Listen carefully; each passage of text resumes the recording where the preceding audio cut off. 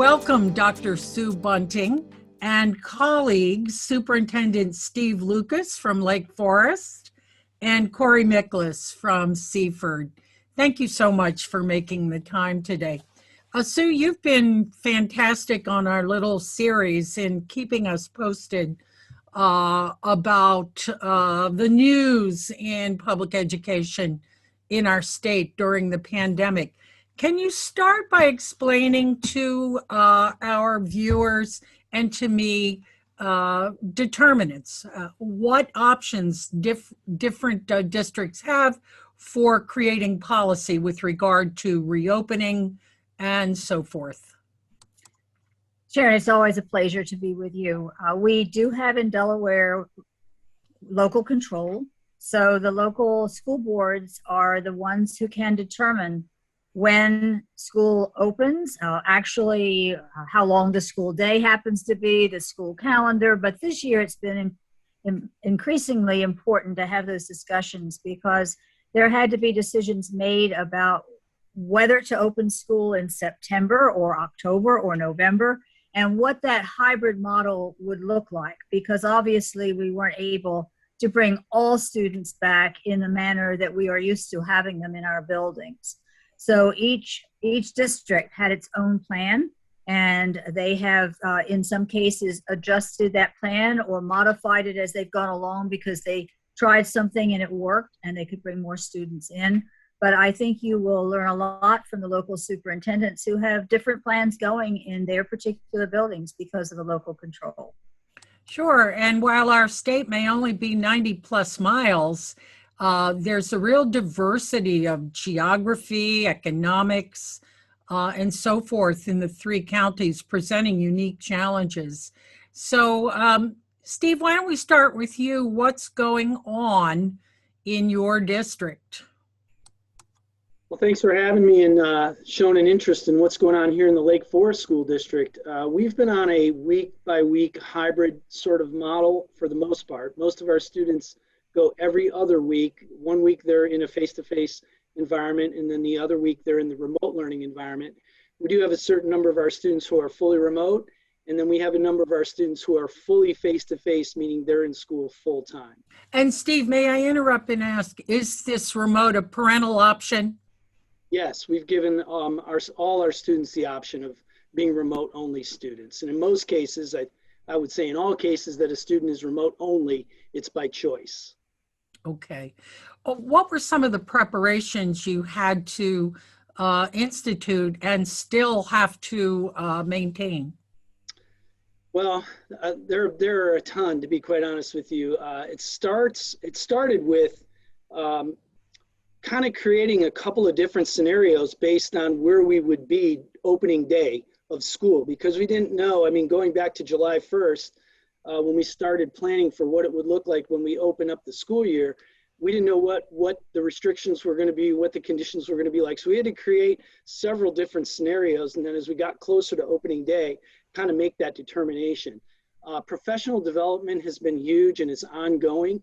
Our teachers, and I always have to remind people, our teachers are essentially learning how to teach in a whole new environment while they're teaching. They're still trying to meet the same standards and do all the same thing that they've always done, but now many of them are in a remote full format, some of them are in a hybrid format, some of them are in a face-to-face format, and so they're having to learn on the fly while they do this. So that has been one of the biggest and most challenging things for everybody top to bottom is just learning how to thrive in this new environment.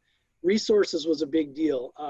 We ordered, I want to say 1,400 laptops way back in July that we were supposed to get in September. That was pushed out to October, that was pushed out to November, and we eventually didn't get everybody in the district fully online until around the middle of December, right towards the end of December. Unfortunately, we just kept getting back ordered and back ordered. So, there's a lot of things that, really have been ongoing.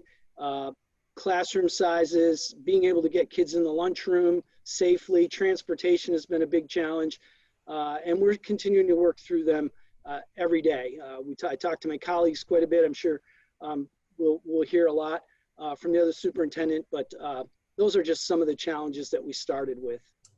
Wow. And I know we are going to talk about the buses specifically in just a moment, but Corey, how about you?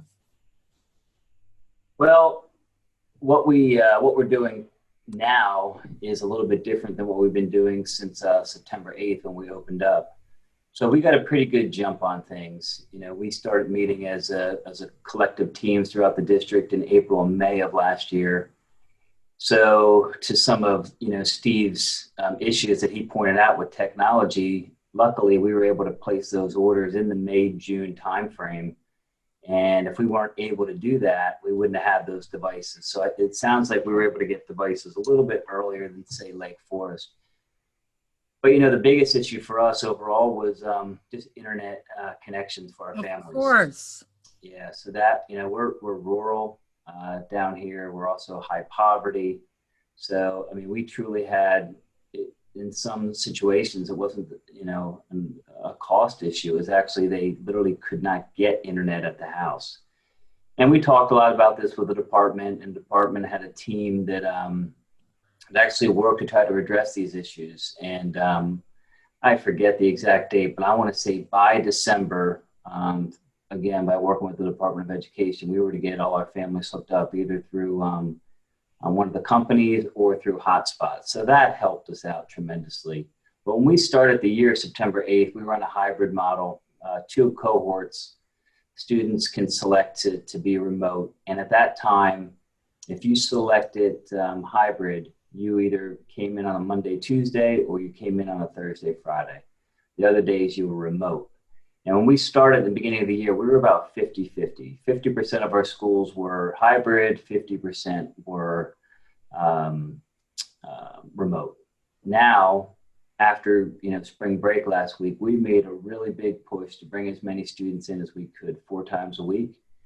And our elementary schools are sitting around, if we have approximately a 450 students elementary school, I would say about approximately 80 students are still 100% remote. The rest are coming in either 4 days or 2 days a week, with the majority coming 4 days. Our numbers are different at our secondary schools. We do have a little more than, I'd say, 60% of our students who are hybrid, but we do have more remote at our secondary schools. And what, Corey, did that mean to you in terms of the physical setup? What helped people understand what you had to do to make this happen? I can't credit our custodians, our teachers, all staff, and the amount of detail that goes into this, whether it's measuring, moving furniture, the amount of furniture we've had to move from place to place. And, we've had to reconfigure other spaces in the building just to make sure we can fit students in. There's times we've had to find central storage for furniture, and it just made us completely rethink the size of teacher's desk, the alternate, materials you may have in a room, having to pull those out because you need student desks in there. It's just a whole other way to take a look at education in the classroom. And but we had to pull out this miscellaneous furniture to get student desks in there. So the feel of the room is completely different than what it used to be. It's been, heroic in some cases. I want to bring up one quick item, and then we'll go on to some of the detail. But I was motivated to reach out to Sue again when I read a story in the Washington Post about a teacher in Salinas, California, the salad bowl of the U.S. And this instructor was a total hero. Several children had just disappeared in this school that he teaches in. And it was in an area with a lot of migrant workers, as we see in Kent and Sussex County from time to time. But this teacher went door to door until he found each of these students, or found information about them. Have we had any kids disappear here in Delaware from schools? None. I can answer that in a global way. It depends on what you call missing, because there are several interpretations. Some children we really haven't seen all year, according to some superintendents. But others are somewhat missing because they may get up and log in the morning, but they don't seem to be engaged in the activities throughout the day, or they're not turning in assignments. So they're partially involved. Mhm. So we have to strictly define missing before we can address that. But I think from the superintendent's standpoint, they have staff members that are out looking for them. We've tried various ways to connect with parents and community groups that could help us find the students or more fully engage them in what it is that we know they need to be doing in order to get the full benefit of the instruction for the year. Sure. So and then there are stories of parents driving their kids to hotspots at McDonald's and places so they can, work on their laptops and complete their assignments. Generally speaking, are kids learning? Have they learned this year? We certainly hope so, and we will be doing an assessment at the end of the year to get a firmer grasp on what it is that has been learned and what has not been learned, and that will guide our work over the summer and into next year with the additional supports that we can put into place. Naturally, there's the informal learning and testing that would happen on a daily basis or a weekly basis. So we certainly hope that the efforts of the teachers with Chip and Gallant have paid off with learning. If you're asking, have they learned as much as they might have learned if they were in person with us 5 days a week?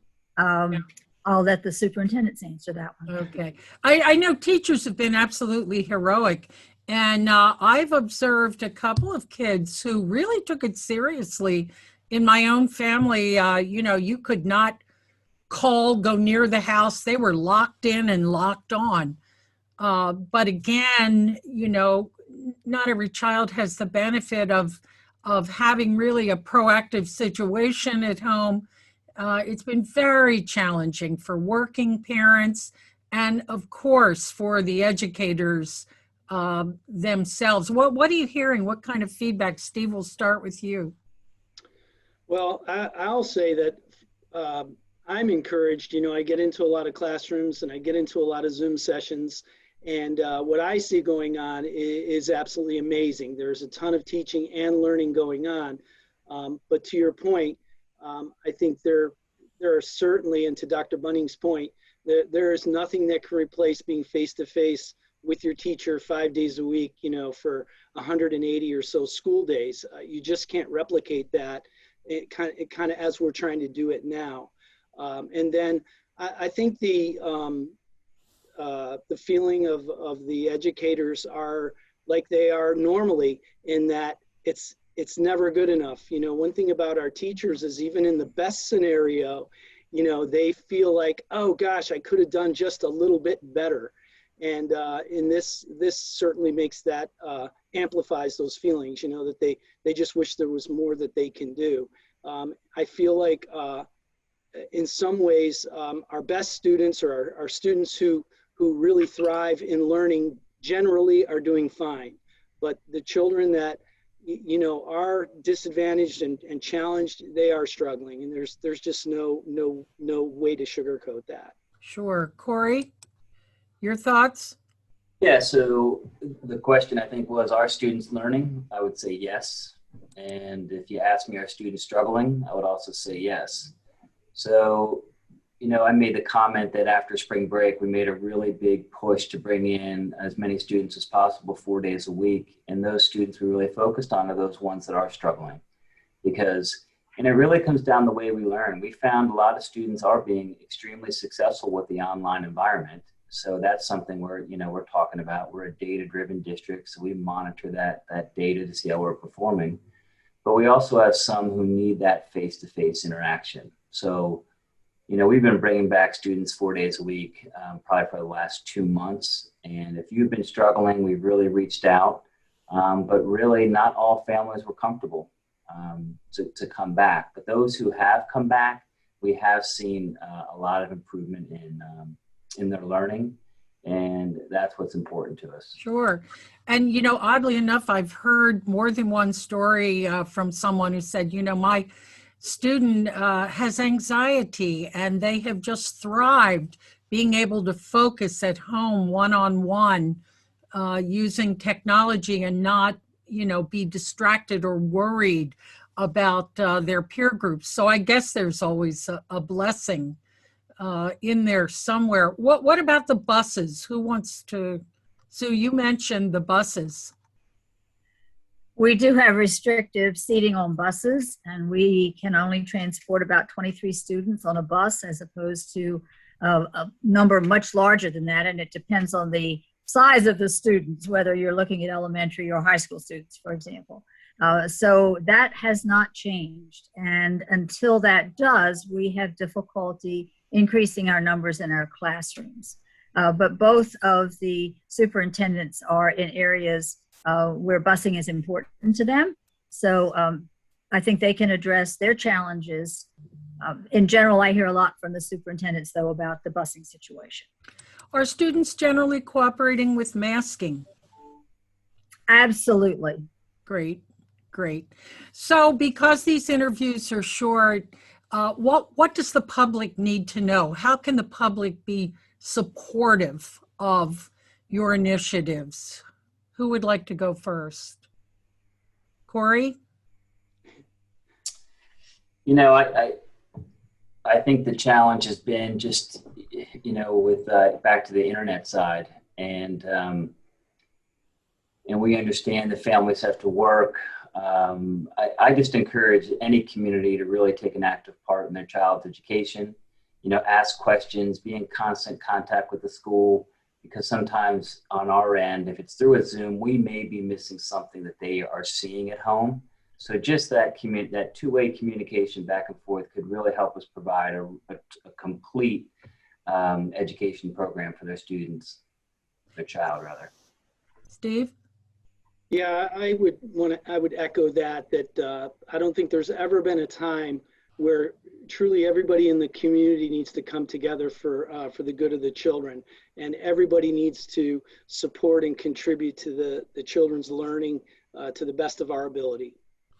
And Madam Secretary, what about summer school? We are talking about summer school. We have some in-person classes that are being planned. We also have a lot that's being invested in with our second stimulus package monies.